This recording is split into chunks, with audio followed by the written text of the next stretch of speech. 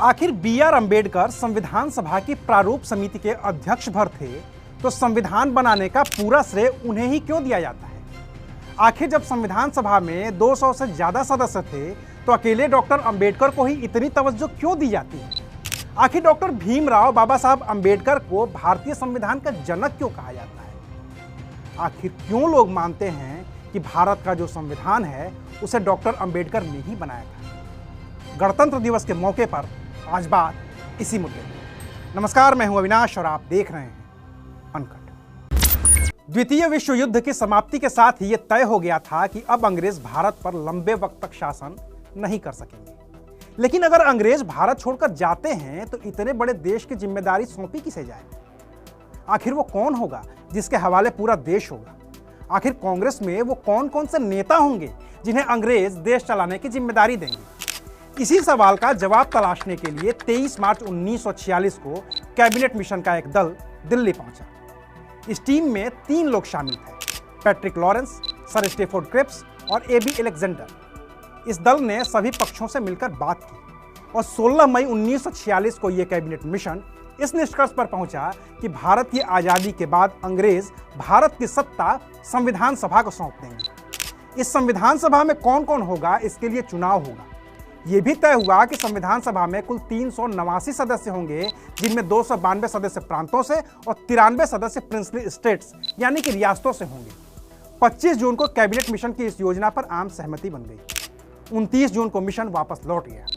इसी cabinet mission की सिफारिशों के तहत अंतरिम सरकार का गठन हुआ, जिसमें 2 सितंबर 1946 को भारत की अंतरिम सरकार बनी और जवाहरलाल नेहरू देश के पहले प्रधानमंत्री बने।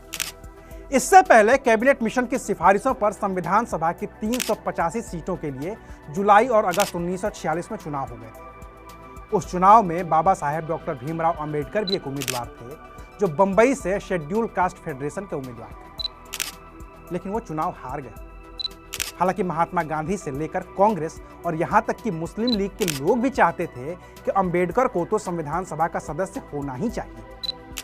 तब बंगाल से बी.आर. अम्बेडकर को उम्मीदवार बनाया गया। मुस्लिम लीग के वोटों के जरिए डॉक्टर अम्बेडकर वो चुनाव जीत गए और संविधान सभा के सदस्य बन गए। लेकिन अभी तो असली कहानी बाकी थी।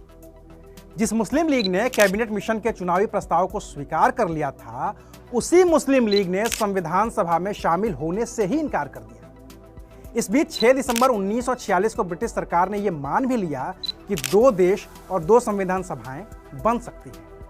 ब्रिटिश सरकार के इस मानने भर को मुस्लिम लीग ने अपनी जीत के तौर पर देखा और फिर 9 दिसंबर 1946 को जब संविधान सभा की पहली बैठक हुई, तो मुस्लिम लीग से कोई भी उस बैठक में शामिल ही नहीं हुआ।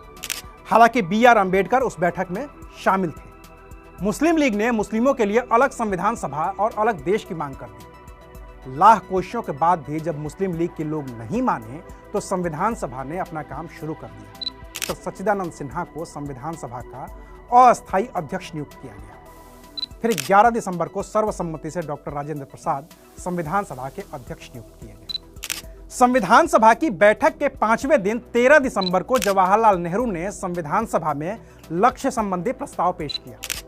वरिष्ठ कांग्रेसी नेता पुरुषोत्तम दास टंडन ने इसका अनुमोदन किया। हर सदस्य को इस पर अपनी बात रखनी थी। शुरुआत तो इसी से हुई कि जब तक मुस्लिम लीग के सदस्य इस सभा में शामिल नहीं होते, बात होनी ही नहीं चाहिए।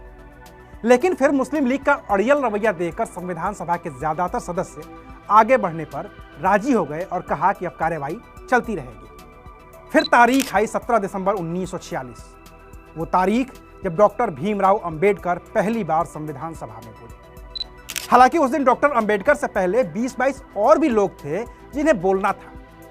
वरिष्ठ पत्रकार राम बहादुर राय अपनी किताब भारतीय संविधान की अनकही कहानी में लिखते हैं कि अम्बेडकर 17 दिसंबर को बोलने के लिए तैयार ही नहीं थे, क्योंकि उन्हें पता था कि और भी लोग उनसे पहले बोलने वाले हैं, लिहाजा उनका नाम तो अगले दिन आ सकता है और तब वो तैयारी करके संविधान सभा में बोल सकते हैं।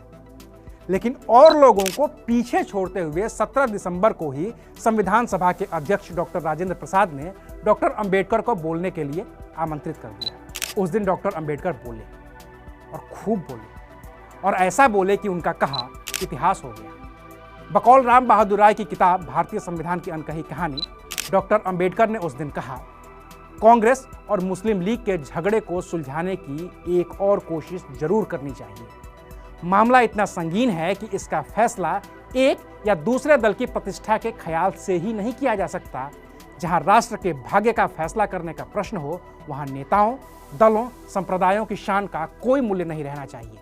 वहां तो राष्ट्र के भाग्य को ही सर्वोपरि रखना चाहिए। उस दिन डॉक्टर अंबेडकर ने अपने भाषण का समापन करते हुए कहा, शक्ति देना तो आसान है, पर बुद्धि देना कठिन है।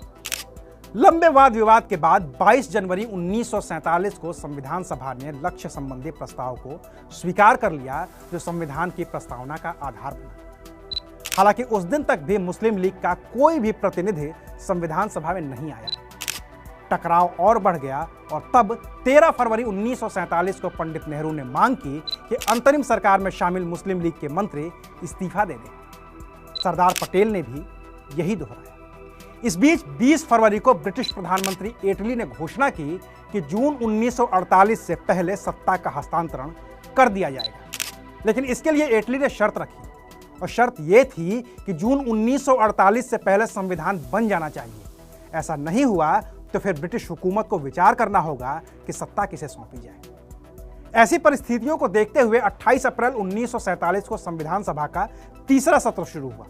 अध्यक्ष डॉक्टर राजेंद्र प्रसाद ने एटली की घोषणा के बारे में सबको बताया और कहा कि अब संविधान सभा को अपना काम तुरंत ही पूरा करना होगा। इसके ठीक पहले 24 मार्च 1947 को नए governor general Lord Mountbatten Bharat आ गए थे और चंद दिनों में यह तय कर दिया था कि भारत का तो बंटवारा होगा। भारत और पाकिस्तान दो देश होंगे।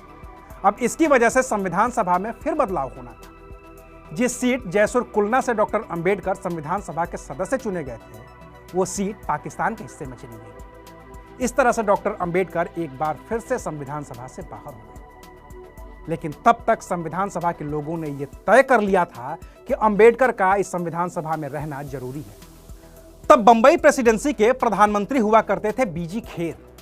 उन्होंने संविधान सभा के एक और सदस्य और कांग्रेस पार्टी के वरिष्ठ नेता एम.आर. जयंकर को इस्तीफा देने के लिए राजी किया। एम.आर. जयंकर ने इस्तीफा दिया और उनकी जगह पर डॉक्टर बी.आर. अंबेडकर फिर से संविधान सभा में शामिल हो गए। 14 अगस्त 1947 की रात 12 बजते ही संविधान सभा के अध्यक्ष डॉक्टर राजेंद्र प्रसाद ने ऐलान किया, संविधान सभा ने भारत का शासनाधिकार ग्रहण कर लिया।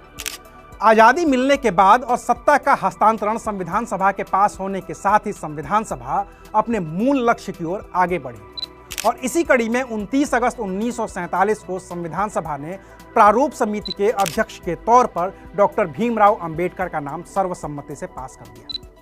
प्रारूप समिति में और भी 6 सदस्य थे, जिनमें कन्हैयालाल माणिकलाल मुंशी, मोहम्मद सादुल्ला, अलादी कृष्णा स्वामी अय्यर, एन गोपाल स्वामी अयंगर, खेतान और मित्तर थे। 30 अगस्त 1947 से संविधान सभा स्थगित कर दी गई ताकि संविधान का मसौदा या कहिए कि संविधान का प्रारूप बनाया जा सके। 27 अक्टूबर से इस प्रारूप समिति ने रोजमर्रा का काम शुरू किया। बात विचार और बहस मुबाहिसे के बाद 21 फरवरी 1948 को प्रारूप समिति के अध्यक्ष डॉक्टर अंबेडकर ने संविधान सभा के अध्यक्ष डॉक्टर राजेंद्र प्रसाद के सामने संविधान का प्रारूप रखा। डॉक्टर राजेंद्र प्रसाद ने इस मसौदे या कहिए कि प्रारूप को सरकार के मंत्रालयों, प्रदेश सरकारों, विधानसभाओं और सुप्रीम कोर्ट, हाई कोर्ट को भेजा ताकि सबके सुझावों को शामिल किया जा सके। जो सुझाव आए उन पर प्रारूप समिति ने 22 मार्च से 24 मार्च 1948 के बीच विचार विमर्श किया। 3 नवंबर 1948 से फिर से संविधान सभा की बैठक शुरू हुई। 4 नवंबर 1948 को डॉक्टर राजेंद्र प्रसाद ने फिर से मसौदे पर बात की और संविधान सभा को कहा कि ये मसौदा उस समिति ने बनाया है जिसे इसी संविधान सभा ने बनाया था और जिसके अध्यक्ष डॉक्टर भीमराव अंबेडकर हैं। 4 नवंबर को उसी दिन डॉक्टर अंबेडकर ने मसौदे को संविधान सभा के पटल पर रखा।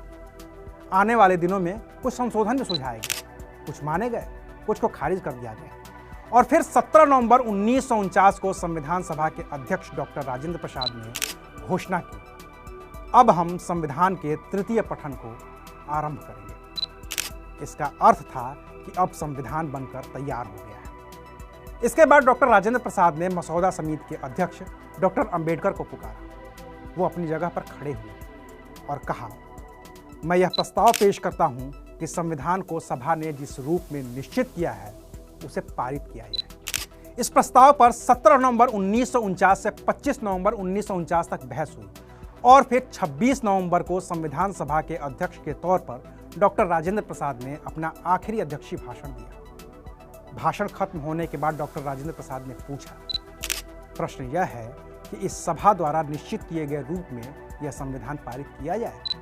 पत्रकार राम बहादुर राय अपनी किताब भारतीय संविधान की अनकही कहानी में लिखते हैं कि डॉक्टर राजेंद्र प्रसाद के इस सवाल पर ध्वनि मत से संविधान स्वीकृत किया गया। सदन में देर तक तालियां बजती रही और फिर 26 जनवरी 1950 को देश को अपना वो संविधान मिला जिसके लिए हम गर्व से कहते हैं कि हमारा संविधान दुनिया का सबसे बड़ा लिखित संविधान है और जिसको बनाने में बाबा साहेब डॉक्टर भीमराव अंबेडकर का वो योगदान है जिसकी वजह से उन्हें भारत के संविधान निर्माता की उपाधि मिली।